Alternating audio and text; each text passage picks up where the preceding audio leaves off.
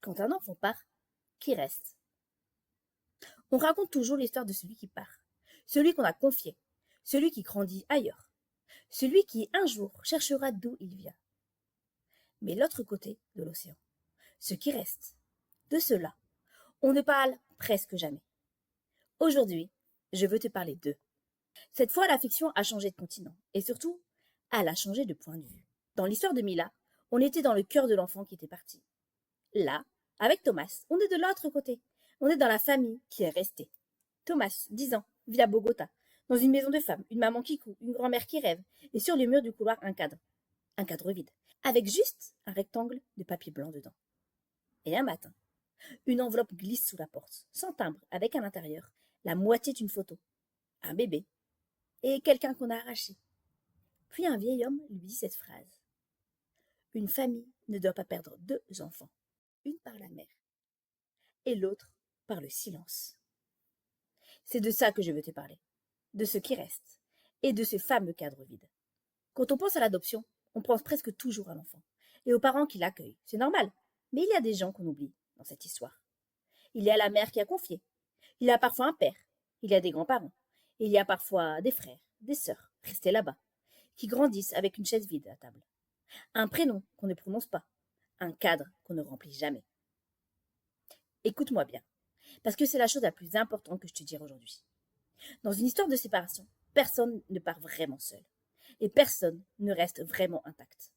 Celui qui part emporte un morceau de la maison, et ceux qui restent gardent un morceau en forme d'absence. Dans la fiction, ce morceau, c'est le cadre vide. Et Thomas va comprendre une chose terrible et belle à la fois. Ce cadre n'est pas vide, parce qu'on n'a pas trouvé de photo. Il est vide, parce qu'on a retiré celle qui y était. Et là, il faut que je te parle du silence. Dans beaucoup de familles, quand il y a une séparation, un départ, un enfant confié, on ne dit rien. On protège. On range le prénom dans un tiroir. Et on n'y touche plus. Par pudeur, par douleur, pour que ça fasse moins mal. Mais voilà ce que j'ai appris. Le silence ne referme jamais une blessure. Il l'enferme, vivante. Et les enfants qui grandissent dans ces maisons-là le sentent. Ils sentent qu'il y a une pièce fermée à clé. Quelque part.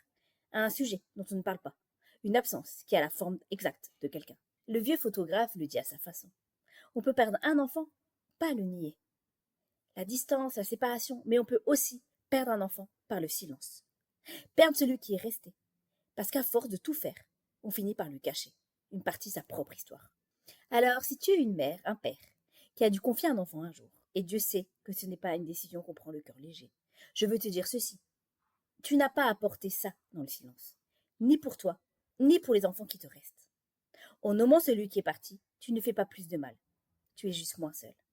Si tu as un frère, une sœur, resté quelque part, avec le silence qu'il manque quelqu'un, dont on ne t'a jamais vraiment parlé, sache que ton ressenti est juste. Tu as le droit de connaître ton histoire, toute ton histoire, même la part qui fait mal. Une histoire, ce n'est pas seulement ceux qui sont autour de la table, c'est aussi les chaises vides. Et si tu n'es pas concerné par tout ça, parce que cette histoire est pour tout le monde, regarde bien ce soir.